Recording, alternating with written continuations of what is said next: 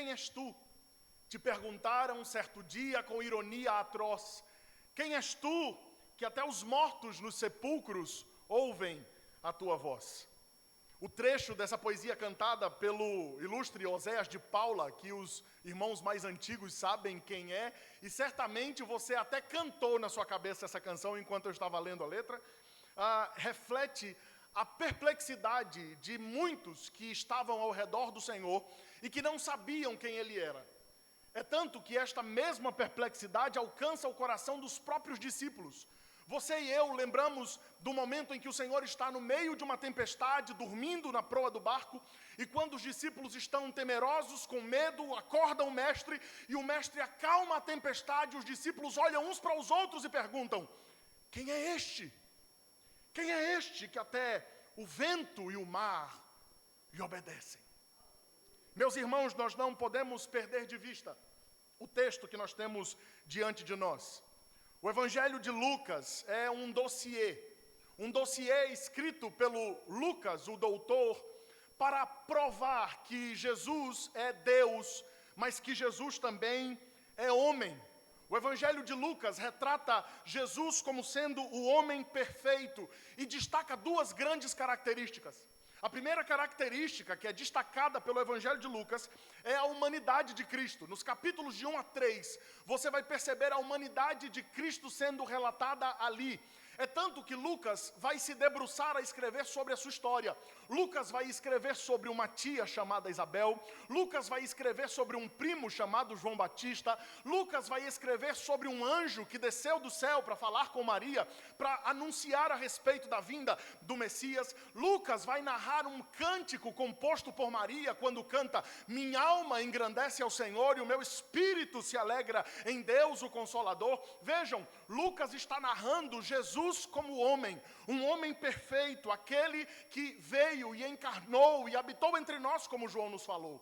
Mas Lucas também está narrando a respeito de esse mesmo homem ser o Messias esperado pelo povo de Israel. Aquele Messias que fora prometido desde Gênesis capítulo 3, versículo 16. Aquele Messias que viria para redimir o povo de Deus. Lucas está narrando, apontando para os irmãos, dizendo: Jesus é um homem perfeito, mas Jesus também é Deus, o Messias esperado que encarnou e habitou entre nós. Meus irmãos, se os evangelhos que discutem essa temática, estes evangelhos não são diferentes do texto que nós temos nas nossas mãos. E é com base no texto que nós temos nas nossas mãos, com base na pergunta feita pelos discípulos, ou na pergunta feita pelo próprio mestre ao longo deste mesmo sermão, é que eu gostaria de tentar responder com você essa pergunta: quem é Jesus? Quem é Jesus? 3 perspectivas a respeito de quem é Jesus. E eu gostaria de lhe fazer compreender que a primeira perspectiva é uma perspectiva equivocada. Vejam os versículos 18 e 19. Quando o Senhor está indo a um lugar da oração, achando-se presente os discípulos, Jesus pergunta a esses discípulos, dizendo: quem os outros, ou quem as multidões dizem a respeito de mim? Quem que os outros estão falando que eu sou? É natural, meus irmãos, que nós precisamos perceber que a partir do capítulo 4 do Evangelho de Lucas, há uma seção composta por grandes milagres e maravilhas operadas pelo Senhor.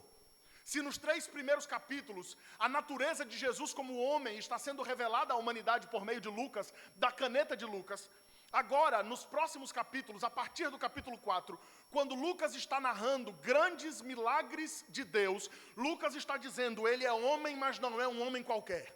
Ele é homem, mas não é um homem comum. Ele é homem, mas é o homem perfeito que habitou entre nós. Por isso que Lucas narra lá nos 3 primeiros capítulos o seu nascimento, a sua família e os seus parentes, mas agora ele está narrando uma grande sessão de milagres. Ele acalma tempestades, ele cura leprosos, ele ressuscita defuntos, ele é o Deus que começa a operar grandes sinais no meio do seu povo. Grandes sinais que trazem perplexidade até mesmo no imperador. você percebe que Herodes, no início do capítulo 9, Herodes tem desejo de saber quem é Jesus. E quando vão falar para Herodes quem era Jesus, dizem para Herodes a mesma percepção das multidões. Quem as multidões dizem que é Cristo? Uns dizem que é Elias, outros dizem que é João Batista, outros dizem que é Jeremias, outros dizem que é Moisés, outros dizem que é um dos profetas antigos que encarnou. As multidões estão perdidas, sem saber quem é Jesus. E veja, esta é uma realidade tão atual. Esta é uma realidade tão presente nos nossos dias.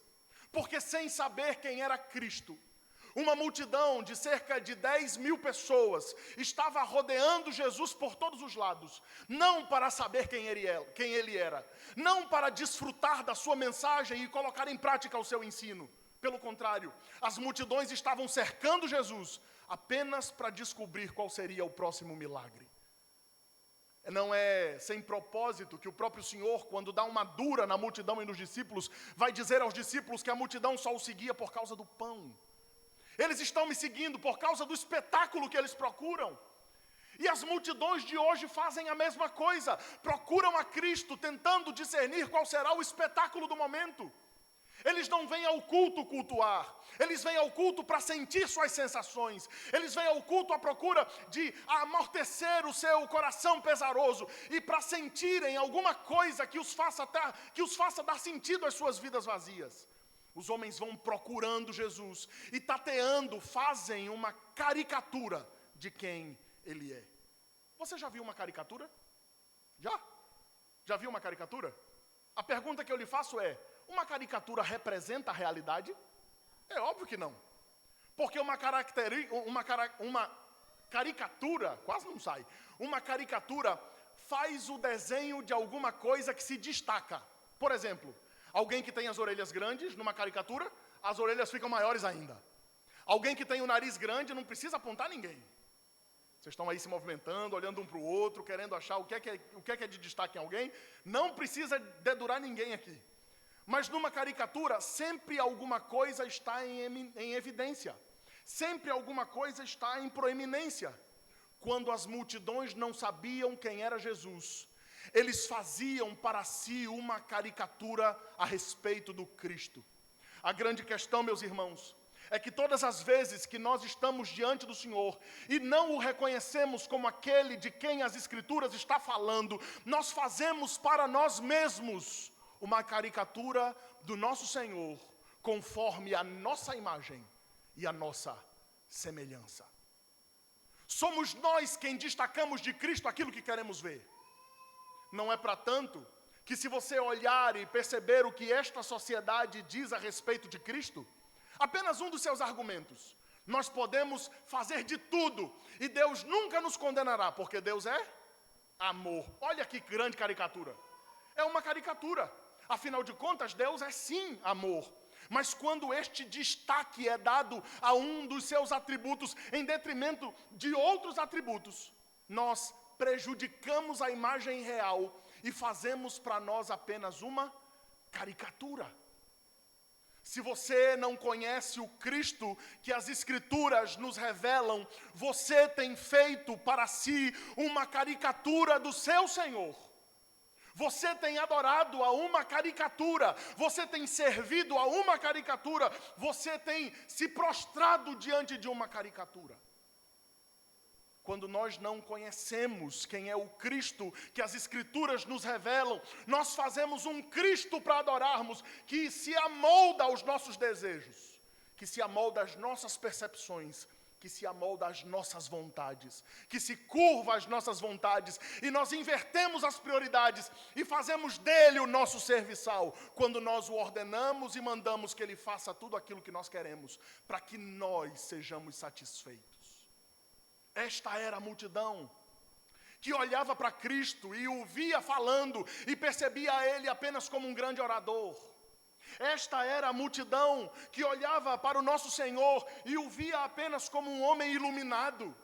Esta era a multidão que olhava para o Senhor e o via como um Deus, mas como um Deus menor. Esta era a multidão que olhava para o nosso Senhor e o considerava mais um Deus e o colocava no meio de outros deuses.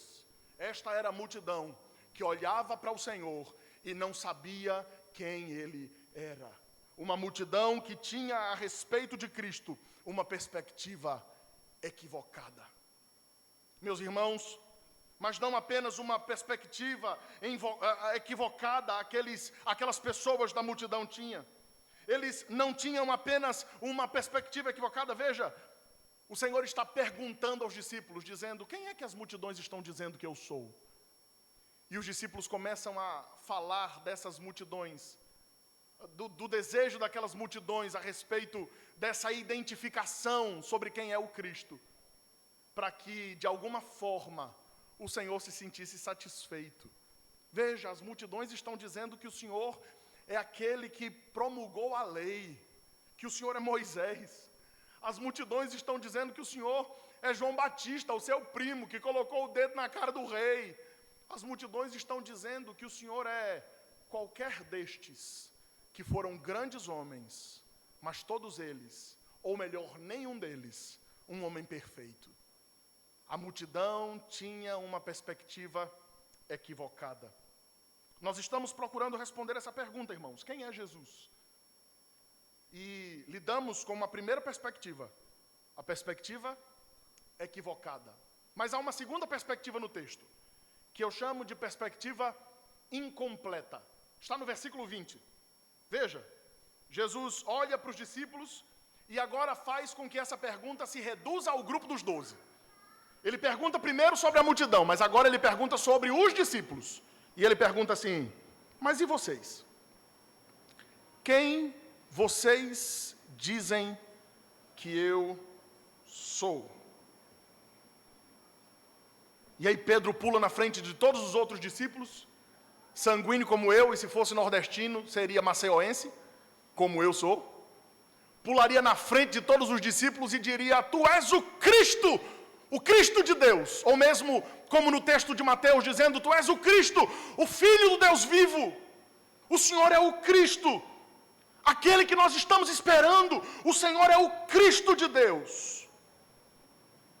Meus irmãos, nós louvamos esta afirmação de Pedro, porque esta própria afirmação de Pedro foi elogiada pelo próprio Cristo. No Evangelho de Mateus, quando narra este episódio, o próprio Senhor olha para Pedro e diz: bem-aventurado sois, Simão Barjonas, porque não foi a carne nem o sangue que te revelaram, mas o Pai que está nos céus. Veja, o Senhor aplaude esta posição de Pedro em reconhecer que ele de fato era o Messias. E você talvez olhe para mim e pergunte: mas por que então esta é uma perspectiva incompleta? Por que nós cantamos, nós fazemos música dizendo desta declaração de Pedro: tu és o Cristo, o Filho do Deus vivo, e esta declaração foi louvada pelo próprio Cristo? Por que então esta é uma perspectiva incompleta? Eu lhe respondo: meus irmãos, quem aquele povo judeu estava esperando? O Messias. Mas para eles, quem era o Messias? O Messias, além de ser alguém que viria com autoridade para perdoar os pecados, como os próprios judeus estavam esperando e esperam até hoje, este mesmo Messias seria aquele que viria, expulsaria os romanos, se assentaria no trono de Jerusalém e governaria em Jerusalém com cetro de ferro todas as nações da terra. Você sabe quem eles estavam esperando? Eles não estavam esperando um Messias redentor, eles estavam esperando um Messias governador. Eles estavam esperando um homem que se assentasse com o título de prefeito, governador, presidente, para poder governar sobre todas as coisas e reinar sobre todos os povos. Por isso que, muito embora fosse uma declaração correta, a perspectiva era incompleta. Porque enquanto eles esperavam um Messias redentivo, o coração deles estava ansiando por um Messias local, humano, que manifestasse poder político, expulsando os romanos e governando assentado no trono de Jerusalém. Para eles o Messias era uma mistura de guerreiro com político. É tanto, você vai perceber isso em alguns episódios. Por exemplo, Não é uma vez só, não foi uma vez só que os discípulos brigaram uns com os outros, perguntando quem seria maior no reino. Você já viu que várias vezes os discípulos se pegaram brigando uns com os outros, dizendo, eu vou ser maior, e o outro, eu vou ser maior. Na verdade, essa briga envolveu até a mãe de dois deles. Quando esta mulher chega para o Senhor e diz, Senhor, eu tenho um pedido para fazer para o Senhor. E o Senhor disse, faça o seu pedido. E ela diz, quando o Senhor se assentar no seu trono, faz com que um dos meus filhos se assente à tua direita, e um dos meus filhos, e o outro dos meus filhos se assente à tua esquerda. É como se aquela mulher estivesse dizendo, Senhor, quando o Senhor sentar para governar, faz do meu filho ministro da fazenda, e do outro ministro da saúde. Faz deles secretários de governo, para que eles tenham autoridade, quando os outros olharem para aquela cena, possam dizer, a família de fulano é poderosa. A família de fulano manda. A família de fulano tem poder. Há uma segunda cena que nos prova que a declaração de Pedro, muito embora fosse uma declaração verdadeira, estava com uma perspectiva incompleta. Não foi uma vez só, meus irmãos. Não apenas que os discípulos estavam brigando consigo mesmos a respeito de quem é o maior, mas há uma cena em específico, em Lucas, no capítulo 24, há uma cena quando Lucas narra o domingo da ressurreição. 2 discípulos saem de Jerusalém e vão para uma cidade chamada Emaús. E enquanto eles caminhavam destino a Emaús, o Senhor aparece no meio deles, mas eles não o reconhecem.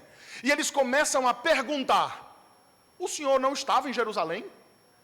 Quando aquele homem poderoso em obras foi entregue para morrer na mão dos judeus, nós pensávamos que seria ele quem iria redimir a Israel. Nós pensávamos que seria ele aquele que iria trazer a Israel de volta para o poder. Nós pensávamos que seria ele aquele que governaria a Israel e que nos daria poder e autoridade para reinar sobre os povos. Vejam, meus irmãos, os discípulos tinham as palavras certas nos lábios, mas o interesse equivocado no coração. É justamente por isso que o próprio Senhor Jesus, quando ouve Pedro falar a respeito de que ele era o Messias de Deus ou o Cristo de Deus, no versículo 21, ele dá uma recomendação. E qual é a recomendação? Não diga nada para ninguém. Não diga nada para ninguém, porque os homens judeus estão esperando a mesma coisa. Não digam nada para ninguém, porque os homens judeus estão esperando esta manifestação política. Não digam nada para ninguém, porque os homens estão esperando uma manifestação apenas terrena. Nós estamos começando os tempos de política.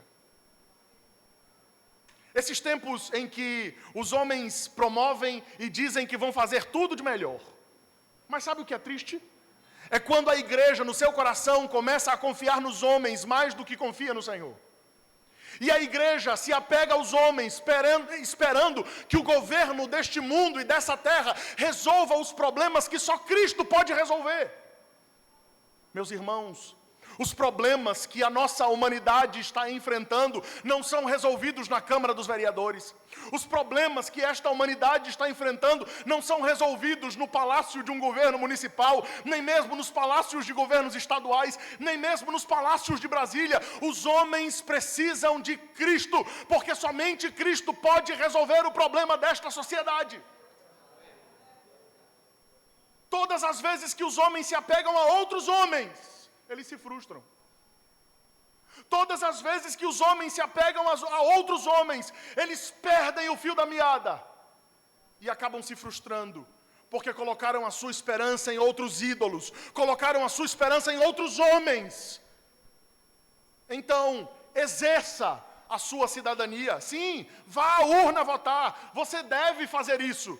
Mas entendendo que homem nenhum pode resolver os problemas da nossa geração, porque os problemas da nossa geração são resolvidos com o Evangelho de Cristo, a boa nova do Evangelho sendo pregada aos homens, para que os homens saiam do seu estado de morte e possam crer em Cristo para serem salvos e terem as suas vidas transformadas. Apenas isso resolve o problema da nossa cidade, meus irmãos. Apenas isso resolve os problemas da sua rua. Apenas isso resolve os problemas da sua família. Apenas isso resolve os problemas desta humanidade sem Deus. Olhar para Cristo e saber quem Ele é. E os discípulos se apegaram em política. Eles tinham a declaração certa nos lábios, mas o seu coração era um coração que manifestava os interesses do aqui e do agora. Não são poucos, irmãos. Não são poucos aqueles que vêm para Cristo e que vêm para Cristo para resolverem seus problemas do aqui e do agora. Não são poucos aqueles que vêm para Cristo apenas para sentirem, para terem os seus sentimentos amenizados, as dores do seu coração, os problemas que eles enfrentam. Não são poucos aqueles que vêm a Cristo apenas para receberem uma cura, para tratarem dos problemas do seu casamento, para resolverem os problemas da sua empresa, para resolverem os problemas das suas finanças, para resolverem os problemas da sua vida profissional. Não são poucos aqueles que procuram a Deus apenas para se sentirem satisfeitos no aqui e no agora, porque eles olham para Cristo dizendo: Tu és o Cristo, que podes resolver todas as coisas, então resolva também a minha vida. Tu és o Cristo que pode resolver todos os problemas, então resolva também a minha vida. Meus irmãos, eu não estou dizendo que os homens não podem procurar o Senhor no meio do caos. Pelo contrário, é no meio do caos que você deve mesmo procurar o Senhor, porque apenas o Senhor tem e pode resolver os nossos problemas. O problema está quando nós o procuramos apenas para resolver os nossos problemas. E não são poucos aqueles que fazem de Deus uma muleta para que as suas vidas estejam boas e satisfeitas, porque quando eles têm os seus corações supridas as suas necessidades, eles fogem do Senhor e abandonam a casa do Senhor e abandonam o convívio do Senhor. Não são poucos aqueles que você conhece que vêm para o Senhor nas suas necessidades, mas quando as suas necessidades supridas, eles vão embora. Quer ver um exemplo? Você ama culto de oração, principalmente quando você está com o calo apertando. É quando as coisas estão apertadas que nós vamos sempre buscar o Senhor. É quando o Senhor fecha as portas que a gente vai sempre para a presença do Senhor. Meus irmãos, analise o seu coração. Analise o seu coração, porque às vezes você pode estar com a declaração correta nos lábios, mas com a intenção equivocada no seu coração. Analise o seu coração e peça para o Senhor sondar você e converter estas condições que você tem imposto para buscar ao Senhor. Não há problemas em buscar o Senhor no meio das tempestades. Há problemas quando você só o busca no meio das tempestades. Não há problemas em buscar o Senhor no meio das adversidades. O problema está quando você só o busca no meio das adversidades. Ele não é apenas o salvador da nossa vida. E salvador tem o sentido de salvar.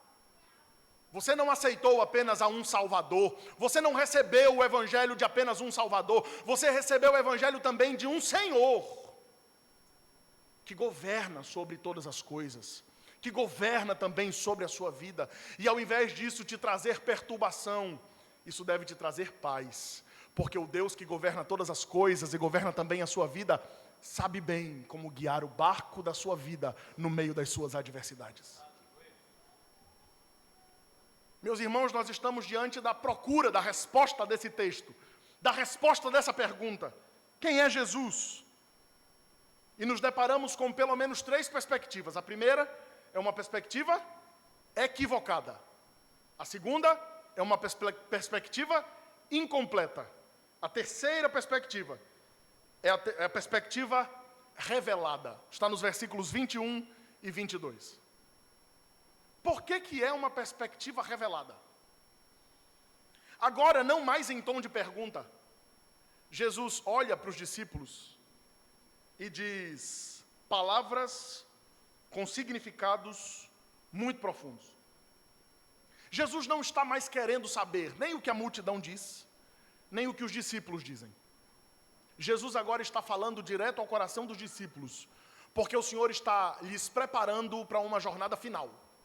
Jesus olha para os discípulos, diz a eles que não é para eles dizerem nada a ninguém a respeito de ele ser o Cristo, mas ele olha para aqueles discípulos e diz: é necessário que o Filho do Homem vá a Jerusalém, sofra muitas coisas, seja rejeitado pelos anciãos, pelos principais sacerdotes, seja humilhado pelos escribas, seja morto, e no terceiro dia ressuscite. Por que essa é, então, a perspectiva revelada? Porque ela não apenas está carregada com o propósito final da redenção, que é a manifestação da cruz do Calvário e a consumação na cruz do Calvário, para que nós, por meio da obra da cruz, sejamos justificados. Mas não apenas isso. Você já percebeu que logo após esta cena, o Senhor faz um convite aos discípulos? O Senhor olha para os discípulos e diz: eu vou para Jerusalém, eu vou sofrer, eu vou padecer, eu vou morrer, eu vou ressuscitar, mas se vocês quiserem vir após mim, neguem-se a si mesmo. Tomem a cada dia a sua cruz. E a recomendação do Senhor para estes discípulos é a percepção do ministério central de Jesus. Vejam, meus irmãos, é como se Jesus estivesse olhando para os discípulos, e especialmente para Pedro, aquele que disse que ele era o Cristo de Deus, e dissesse assim: Pedro, sim, Pedro, eu sou o Cristo. Sim, Pedro, eu sou o Messias prometido. Sim, Pedro, eu sou o Messias que vocês estão esperando. Sim, Pedro, eu sou o Rei que veio para habitar entre vocês e manifestar a glória do Pai entre vocês. Mas uma coisa você precisa perceber, Pedro: o meu reino não é desse mundo.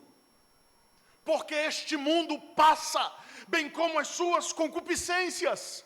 Por isso, Pedro, o meu reino não é deste mundo. Por isso que é necessário que o Filho do Homem vá para Jerusalém para sofrer. Pedro, é necessário que você compreenda a perspectiva da cruz.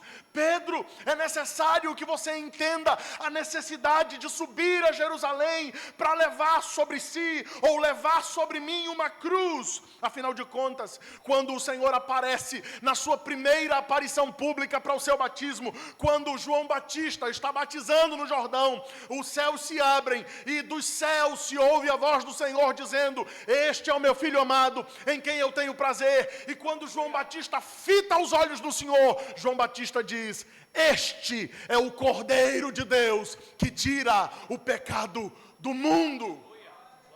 Ele precisava ir à cruz para que eu e você tivéssemos os nossos pecados perdoados.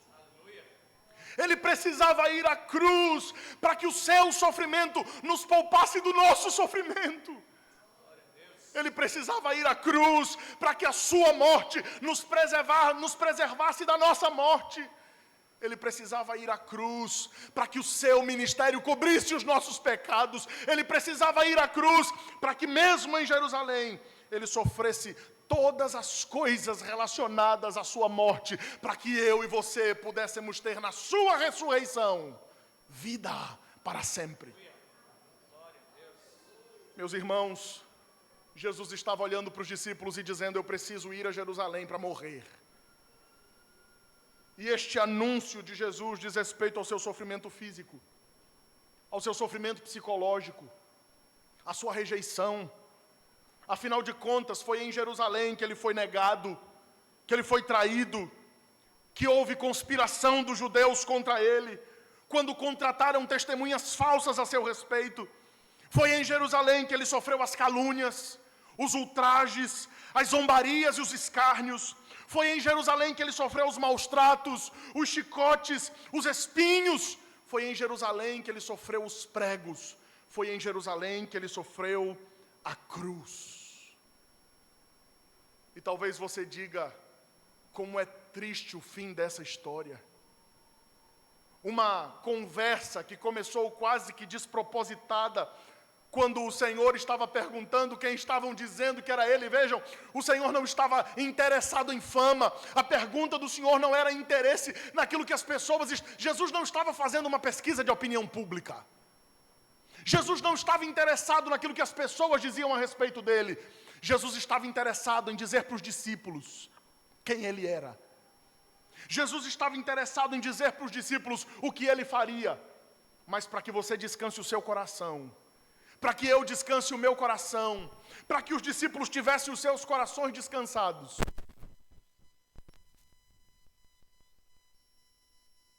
vou ser entregue, vou sofrer muitas coisas, vou ser rejeitado pelos anciãos, pelos principais sacerdotes, pelos escribas, eu vou ser morto, mas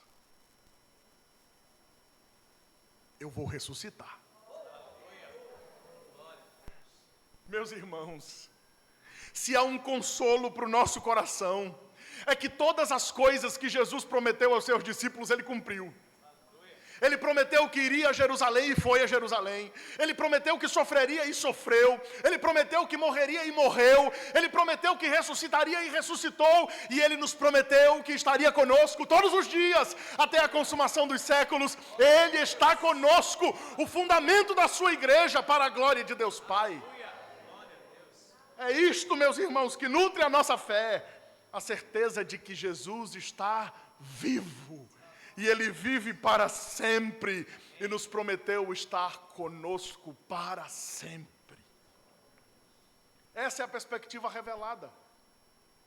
Ele não é o Cristo, uma caricatura feita pelos homens. Ele não é o Cristo feito à imagem e semelhança dos próprios homens. Ele não é o Cristo, um agente político, um candidato triunfalista, que é projetado para um governo local e humano. Não. Ele é o Cristo, aquele que humilhou-se a si mesmo, aquele que não considerou usurpação ser igual a Deus, aquele que esvaziou-se da sua majestosa glória, aquele que obedeceu ao Pai e se submeteu ao decreto eterno de Deus, que era um decreto de morte, que o levou à cruz. Ele é o Cristo, o Filho de Deus, que foi moído pelas nossas transgressões e foi ferido pelas nossas iniquidades. Ele é o Cristo, o Filho de Deus, que tomou sobre si as nossas dores, que levou sobre si os nossos pecados, que levou sobre si os nossos castigos, e o castigo que nos traz a paz estava sobre ele, para que pelas suas pisaduras nós fôssemos sarados. Este é o Cristo, o Filho de Deus. Respondendo à pergunta, irmãos, quem é Jesus? Nós temos três perspectivas. A primeira delas, uma perspectiva equivocada. A segunda delas, uma perspectiva incompleta. E a terceira delas, a perspectiva revelada. E disso, algumas lições surgem para nós. E eu já caminho para o final, te dizendo algumas verdades. A primeira delas, você pode passar a vida inteira na presença de Deus e não saber quem é Jesus. Você acha que certificado de batismo leva para o céu? Talvez você bata no peito dizendo, eu sou presbiteriano, reformado, calvinista, sou fundador da igreja presbiteriana de Peixinhos. Corre o risco de você chegar diante do Senhor e Ele dizer, não te conheço. Não te conheço. Por que isso? Meus irmãos, a multidão estava cercando o Senhor todos os dias e não sabia quem Ele era. A multidão estava presente quando Ele partiu o pão e multiplicou o pão para que todo mundo comesse. A multidão viu quando Ele curou o cego, fazendo lodo no chão e passando nos olhos do cego. A multidão viu quando Ele ordenou que os 10 leprosos fossem ao tanque se lavar. A multidão viu quando Ele ressuscitou um menino que estava no esquife, quando a mãe estava indo enterrar. A multidão viu quando Ele foi tocado por uma mulher que sangrava há 12 anos e o sangue cessou. A multidão viu quando Ele ressuscitou uma criança, filha de um chefe da sinagoga. A multidão viu tantas coisas. E quando perguntaram, quem a multidão diz que eu sou? A multidão dizia, eu acho que é um profeta. Não, eu acho que é João Batista. Você pode estar na presença do Senhor o tempo inteiro. Você pode ser alguém que não falta um culto. Você pode ser alguém que lê a Bíblia o dia todo. Você pode ser alguém que dizima e oferta na casa do Senhor. Você pode ser alguém envolvido nas sociedades internas. Você pode ser alguém que sai à rua para entregar panfleto. Mas pode ser que você tenha vivido a vida inteira e nunca soube quem é Jesus. Meus irmãos, quando o nosso ativismo rouba de nós os momentos que nós podemos ter aos pés do Senhor para aprendermos dele a respeito de quem ele é, nós estamos indo de mal a pior. É por isso que nós precisamos olhar para dentro de nós e perceber quem somos. Será que você é alguém que tem olhado para Cristo e visto uma caricatura? Porque você quer um Senhor moldadinho, bonitinho, do jeito que você quer, delicadinho. Um Senhor que não te cobra, um Senhor que não te confronta, um Senhor que não confronta seus pecados, um Senhor que não quer sua santificação, um Senhor que está pouco se lixando para o modo como você vive, um Senhor que está pouco se importando com o modo como você negocia, um Senhor que está pouco se importando com o modo que você lida com o dinheiro, um Senhor que está pouco se importando com o modo como você fala, um Senhor que está pouco se importando com o modo como você se comporta publicamente. Este é um Senhor moldado ao seu interesse, e este não é Cristo. Não adianta nada você vir à igreja hoje e amanhã você viver como os ímpios vivem lá fora. Não adianta nada você passar horas nesse culto e o seu coração não ser entregue ao Senhor como objeto do culto, dizendo: Senhor, eu sou um sacrifício diante do teu altar. Não adianta nada, nada. Você é só um número no hall de membros da igreja. Mas o céu não sabe quem você é. É por isso que você pode passar a vida inteira na presença de Jesus, sem saber quem é Jesus. Mas mais do que isso, você pode estar seguindo a Cristo com expectativas irreais. Você pode até saber quem Ele é, mas talvez você seja daqueles que chega na presença do Senhor dizendo: Deus, se o Senhor não me der isso, eu vou sair da sua presença. Já viu alguém orando assim? Aqui não, mas lá em Madagascar tem um bocado. Lá em Madagascar. Você nem sabe onde é, fica quieto. Senhor, essa é a última vez que eu venho para a sua casa. Se o Senhor não me der isso, eu nunca mais volto. Meu irmão, será mesmo que você tem este cacife todo para chegar diante do Senhor e dizer o que é que Deus deve fazer a seu respeito? Nós vamos entrando na presença do Senhor com expectativas irreais, querendo controlar o Senhor e dizer ao Senhor como Ele deve ser, como Ele tem que fazer, como Ele tem que agir. Veja qual é o seu lugar diante dEle, meu irmão. Reconheça o seu lugar diante do povo dEle. Que eu e você nos recolhamos à nossa insignificância e saibamos que qualquer coisa que acontece na nossa vida é graça de Deus e manifestação da misericórdia do Senhor. Que Ele seja engrandecido por todo o bem que Ele nos faz, mas seja o bem ou seja o mal, bendito seja o nome do Senhor. Porque é Ele quem governa todas as coisas, e quanto a mim, cabe me prostrar diante dos seus pés e reconhecer que o Cristo é Ele, o Senhor é Ele, o Rei é Ele, quem governa é Ele, e não eu, É por isso que você pode estar na presença do Senhor com perspectivas irreais a respeito dEle. Você pode ser alguém que está na presença de Cristo há muito tempo sem saber quem Ele é. Mas você também pode ser alguém que conhece quem Ele é com expectativas irreais. É por isso que há uma terceira lição. E essa lição eu espero que alegre seu coração, assim como alegra o meu por meio do consolo do Senhor. Se você é um verdadeiro discípulo de Cristo, Jesus tem prazer de te fazer compreender quem Ele é. É por isso que quando as multidões disseram que Ele não era o Cristo, e quando os discípulos mesmo disseram que Ele era o Cristo, mas tinham expectativas incompletas no seu coração, Ele olha para os discípulos e diz: não fala nada para ninguém não, mas senta aí que eu vou te ensinar quem eu sou. Senta aí que eu vou te ensinar quem eu sou. Meus irmãos, quando nós nos tornamos discípulos de Cristo, nós nos matriculamos numa escola que só tem fim na eternidade. Sabe o que foi que o Senhor disse? Venha após mim, vocês que estão cansados e sobrecarregados, que eu vos aliviarei. Tomai sobre vós o meu jugo e aprendei de mim, que sou manso e humilde de coração. E vocês vão achar descanso para a alma de vocês, quando vocês tomarem sobre si o meu jugo que é suave e o meu fardo que é leve.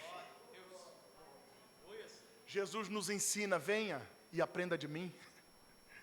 Venha e aprenda de mim. O convite do Senhor não é venha e aprenda sobre mim. O convite do Senhor não é venha e aprenda o que os homens dizem sobre mim. O convite do Senhor é venha e aprenda de mim. Eu tenho prazer em te ensinar quem eu sou. Eu tenho prazer em te mostrar quem eu sou. Por meio da sua história, eu tenho prazer em lhe dizer quem eu sou. Por meio da história e da obra da redenção operada no seu coração, eu tenho prazer em te dizer que eu sou o Cristo, o Filho do Deus vivo, que morreu e que ressuscitou em seu favor. Glória a Deus. Meus irmãos, nós tentamos responder esta pergunta. E é com base na resposta do próprio Cristo que nós podemos dizer: quem és tu? Te perguntaram certo dia com ironia atroz. Quem és tu, que até os mortos no sepulcro ouvem a tua voz, e a própria morte derrotaste, ó inacessível luz? Eu sei quem és. És o Filho de Deus. Tu és Jesus, tu és o último, és o primeiro, e de Judá és o leão audaz. Tu és Deus forte, conselheiro, Pai da eternidade e príncipe da paz. Amém. Amém. Deus abençoe. Amém.